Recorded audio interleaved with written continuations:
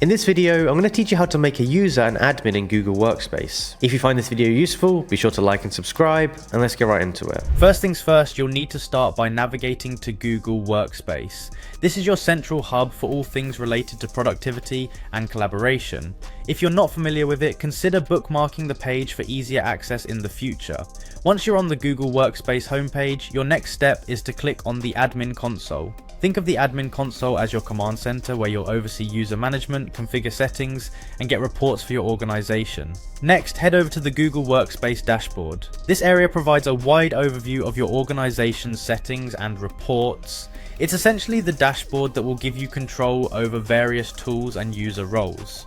After familiarizing yourself with the layout of the dashboard, locate and click on the directory. The directory is where all your users are listed. This is a vital section since it's where you'll find the user who needs an administrative upgrade. Once you're in the directory, the next step is to click on Users. Here you'll see a complete list of everyone using your organization's Google Workspace. So, go ahead and find the specific user you want to make an admin. It might help to use the search bar at the top if your organization has many users. Locating the right user is essential, so double check to make sure you have the correct individual before proceeding.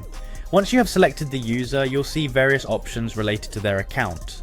One of these options is admin roles and privileges. Clicking here will bring you to an interface where you can manage what administrative capabilities this user receives.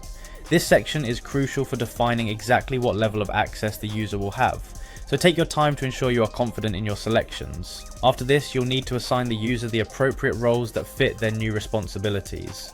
For most situations, you'll be adding them to existing admin roles like super admin, user management admin, or any custom role your organization has created.